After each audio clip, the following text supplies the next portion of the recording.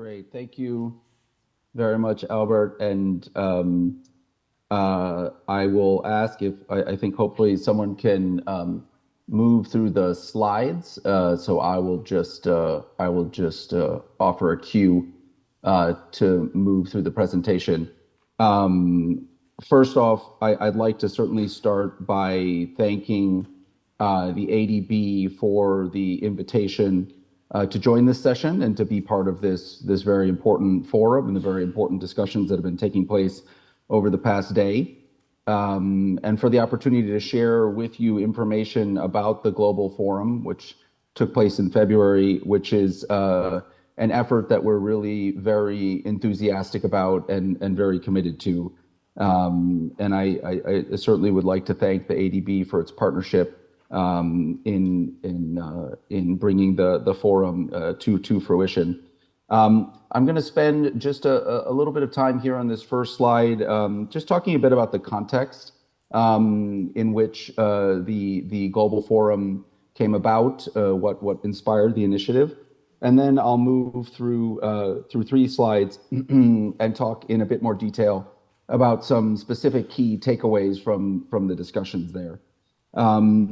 But just by way of background for the benefit of the participants here today, the IFI Global Forum for Food System Transformation, which we were very pleased to co-host along with the Asian Development Bank, as well as the Stanford Doerr School of Sustainability, was really inspired by the success of the action plan to address food insecurity that the IFIs, including the World Bank, as well as the regional development banks and the ADB, IFAD, and the IMF, developed in 2022 in response to the devastating food security crisis, of course, of which we're all very aware.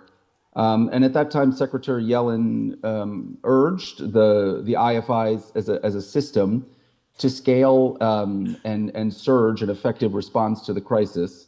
And the IFI, the action plan served really as an orienting framework that proved instrumental in shaping what was really a very impactful response. And indeed, we saw across the institutions, across the systems, that the IFIs rose to the challenge and played a really important role in providing swift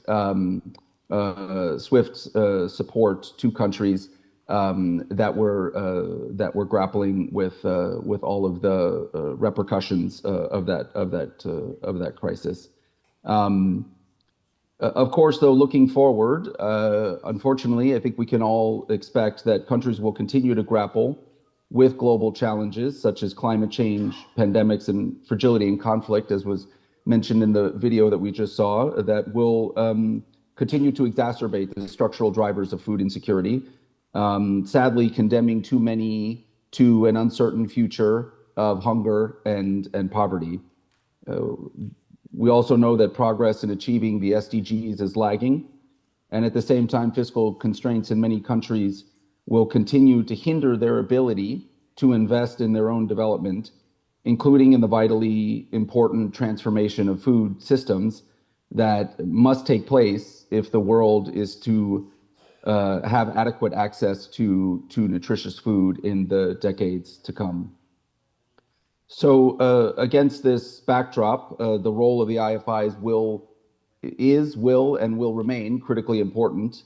That is one of the reasons why the United States has championed on a broader scale the evolution of the multilateral development banks to better respond to those global challenges while still retaining their focus on important core mandates of poverty reduction.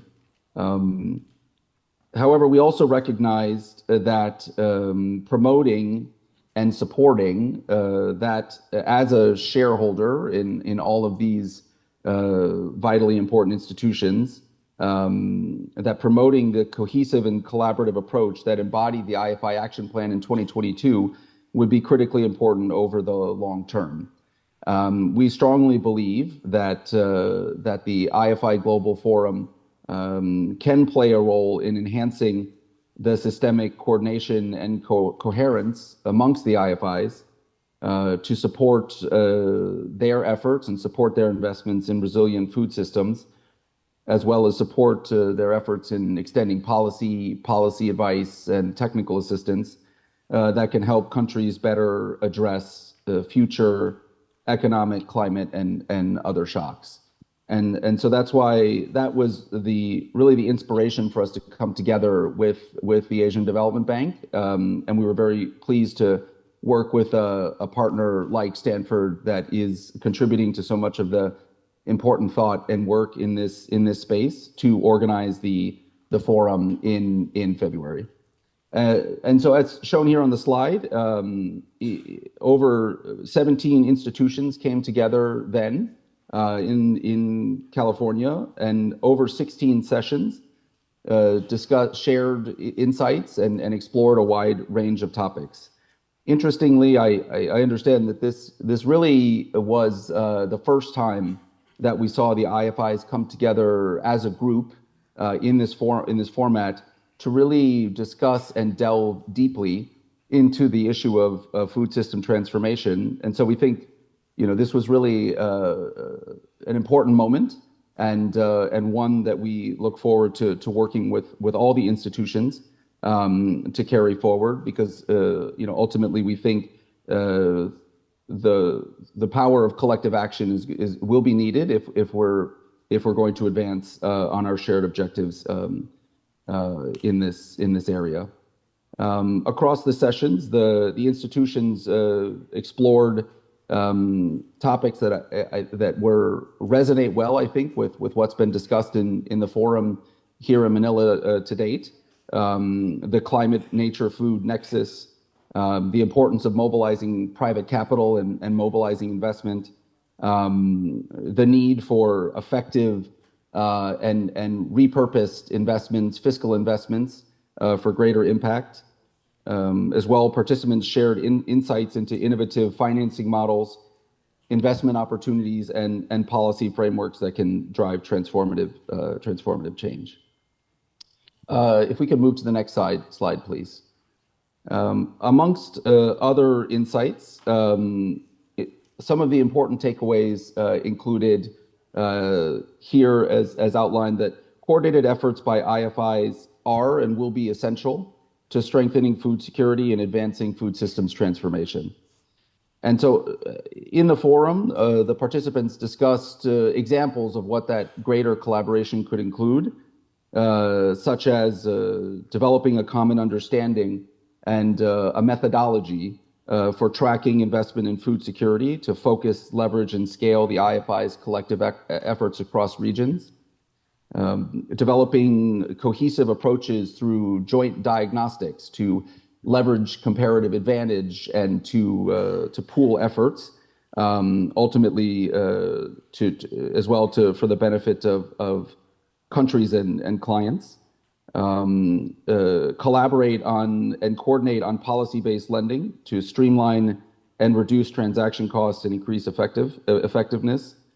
And as well, joint efforts to foster innovation to address long-term food security objectives, including in partnership with the private sector investing in agribusiness.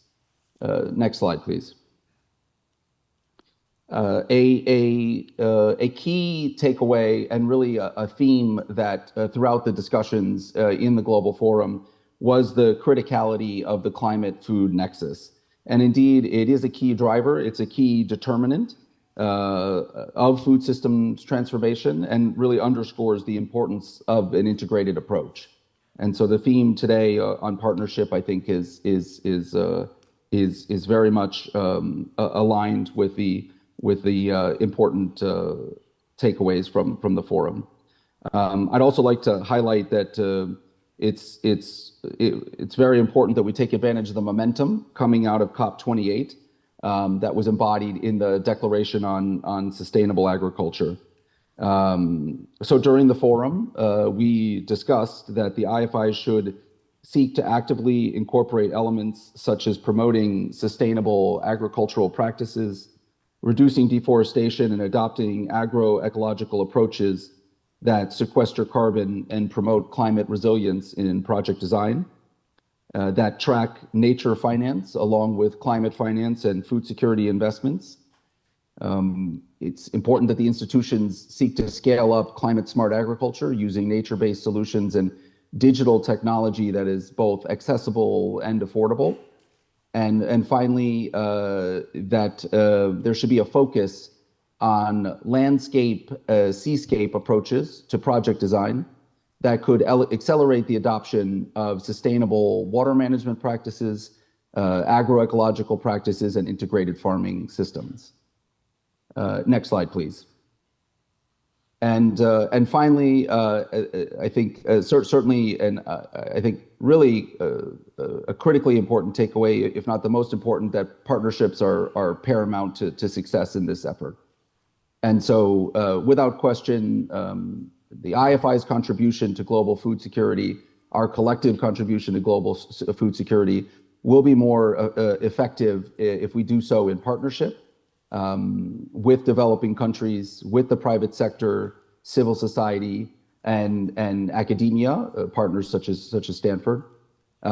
These partnerships will contribute to capacity building by leveraging the strengths of different entities, will help empower stakeholders with the skills and knowledge needed for sustainable and resilient food production, and allow us to pool our shared resources.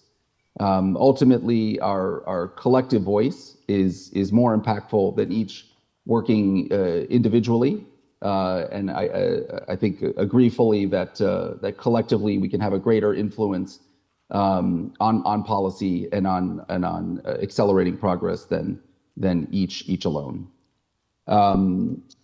Next slide. I think this is my last slide, so I'll just say in closing that looking ahead, we at Treasury are very committed to working with the Asian Development Bank and the other IFIs to institutionalize the Global Forum through annual convenings and through specific working groups to carry forward I think the real consensus that there was across these takeaways and across a range of topics.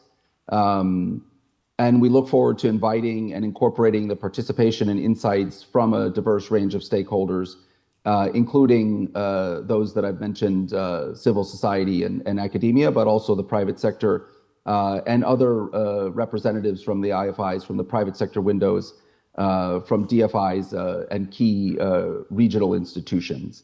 And so very much, we're very enthusiastic about what can be accomplished this year, but at the same time, we feel a great sense of urgency and responsibility. The system as a whole must do more to respond to the needs of developing countries. And we feel that the IFI Global Forum is going to be an important vehicle and an important tool in helping us collectively accomplish that. So now I'd like to turn the floor over to our good partner, Ching Feng, to carry forward the rest of the presentation. Thank you.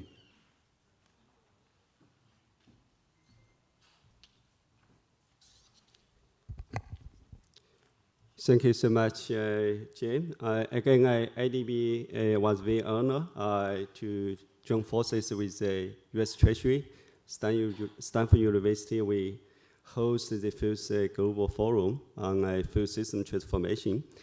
During this first Global Forum in Stanford, I also have the opportunity to report the progress of this IDB's $14 billion US dollars commitment, which we announced in September 2022. Again, as President Massa and also the President Friedman and many of our senior leaders already presented, we are now on the right track to deliver our commitment to this $14 billion US dollars.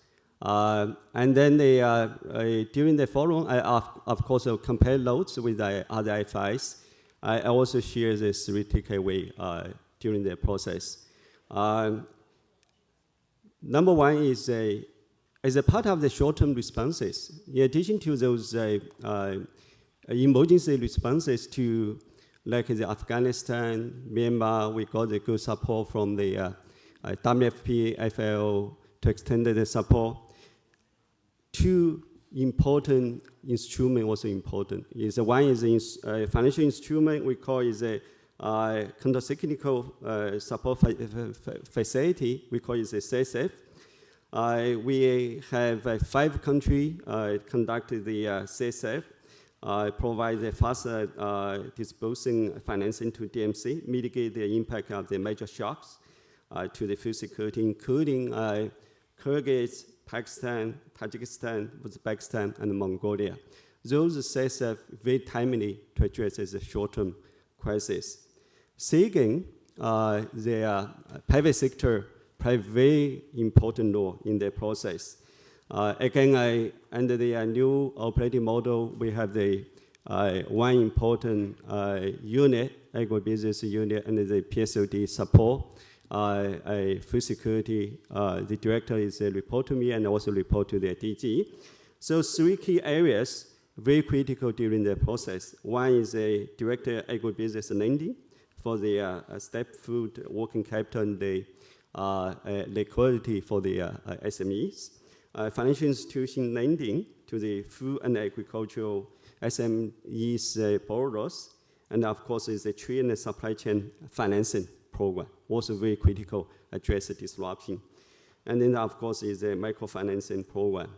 So overall, PSOD, this private sector support account for the 25% of our total investment. Second takeaway associated with these long-term measures. Number one is we diversify our lending modality from the expanded the original project lending modality to the sector development program and also the process lending modality. One of the good examples is in 2023, ADB, we delivered $500 million in Philippines for the policy lending, focus on the res sector reform. This a new instrument, very timely, to conduct the necessary reform, and but more importantly, to stabilize the res market. Of course, right now we still are facing challenges. We need to continue. Second, an example is SDP. We call it a sector development program. ADB support the Georgia efforts to enhance the policies for sustainable water resources management, including efficiency of the water use and also the financial sustainability irrigation systems. Those are the new modalities that combine policy instruments and also the lending, project lending modality. The third key intervention is that we adopted the landscape approach for food system transformation. Good example is we introduced high quality farming along the Yale River, $250 million. Of course, along our Yangtze River framework approach, we also invest closes $1 billion on agricultural long-term social protein and also the natural capital investment in the last 2 years. The third take, through the process, of course, many of the colleagues already know, with this new operating model, ADB, we established the new sector office, called agricultural, food, natural, and rural development. Basically, we are consolidating one of the exports in this area, including sovereign and also the private sector under one roof. So we can create the critical mass to address the issues, and same time, we are also can meet the urgent needs from our government. The next slide. So look forward, of course, in the Stanford, we also talking about, our IFI facing the demand from the COP28 Declaration, Sustainable Agricultural Resilient Food System, and also the climate actions. 159 countries signed the declaration. We need to go forward. In Asia Pacific, 2 things very critical. We are 50% of all and the large population live in Asia. But at the same time, This region also is facing a triple crisis: degradation of the ecosystem, impact from the climate change, but more importantly, the increased risk of the food insecurity. And then the COP28, basically to see we need to scale our investment in the adaptation. But at the same time, when we see agricultural food system suffering from the climate change, biodiversity degradation, we also see there exists the hidden costs of agricultural food system. Agricultural food system also can be very important part of the solutions. Come to the next slide. So this slide basically shows this is a sort of the dynamics of this our rice farming system. One is, of course, President Massa already say in 2022, 2023, rice price in Asia already increased 40%. And then now the problem is we are right now is a double threat. Rice price increase, but we will continue to support the rice productions. We also probably, if the farming practice is not sustainable, also contribute to ecosystem degradation, but more importantly, contribute to the GHG emission. Rice farming, if not sustainable, going to contribute 40% of the methane emission. And the methane emission basically is over 28 times of the GHG potential. This is a very scary picture. So again, according to the Food System Economics Commission report, environmental costs of our investing in the food system come for the $3 trillion each year. But if we have the chance to transform this food system towards the healthy and also the biodiversity positive, we can result in the about $5 trillion and to the $10 trillion benefits. So in this way, the urgency to transform the food system is so important. So this is one of the key things we also discussed in the IFI Forum. Come to the next slide. This is my last slide. So of course, IFI, after the IFI Forum, each of us is talking about 2025 beyond, talking about the next 5 years, what to do. From the IDBN, we think this is a 6 component, super important. I think we are, one of us agree, this is sort of the 6 pathway to transform the food system. We quickly go through this 6 pathway. Of course, it also requires a partnership to work together for this 6 pathway. The first one, of course, is a short-term. The emergency responses mechanism is super important.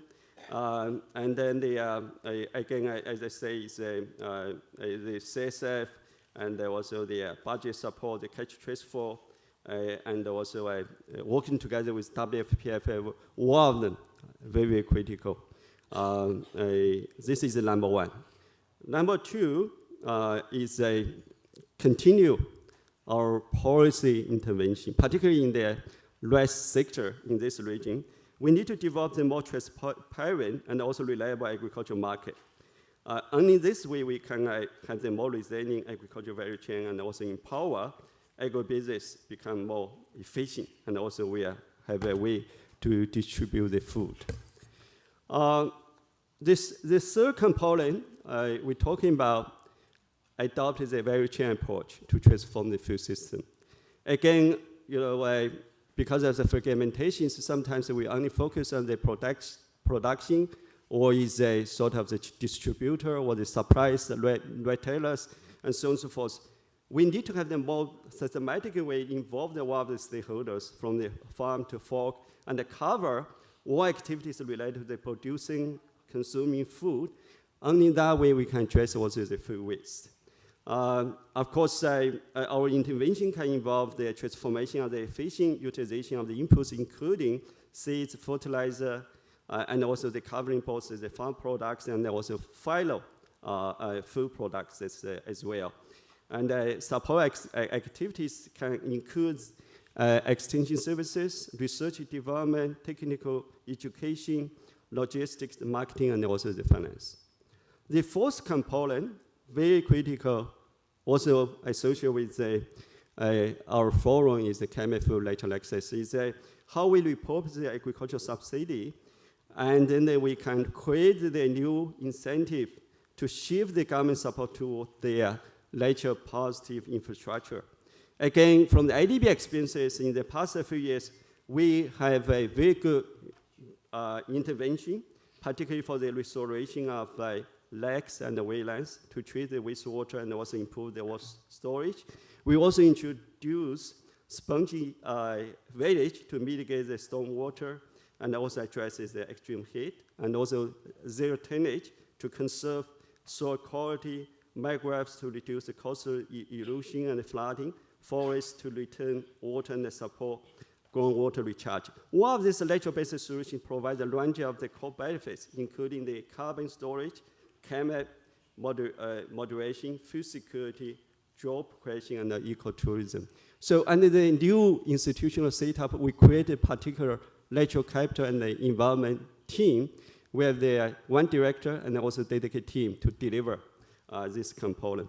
Fifth component, of course, also associated with the repurposing agricultural subsidy. We need to focus more on their investment in their productivity enhancing infrastructure. This involves road collectivities, a port facility to address supply chain disruptions. But more importantly, is to provide the adequate storage and also the transport infrastructure. In that way, we can also address food losses. Finally, one thing in this room and yesterday, we also discussed about this supply of the healthy and the nutritious food. We understand the importance. In the IFI Forum, very beginning, this component was not included, but last minute, we agreed to include the nutrition security. But up to the last few months, we like to figure out how the IFI is going to deliver the nutrition security. We know the importance. We know the key component, nutrition education, nutrition labeling, regulation, food fortification, diversification, food safety, prevention of the non-communicable diseases. One of them very important, but we like there to really create a dedicated program for the nutrition security. John from WP and myself, we conducted one brainstorming in Bangkok just 2 weeks ago. Of course, we have some takeaway, but it's more an awareness-raising perspective, but not yet mainstream in the IFI sort of operations. From the IDB end, of course, we created a cross-sector working group on the nutrition security, including the agricultural, health, education, finance. One of the key people were in the same roof. My sector taking lead for that. But again, will really require strong partnership, working together with one of the key stakeholders in this room, can scale up and also design the dedicated program on the nutrition security. Let me just pause here. Albert, over to you. Thank you so much.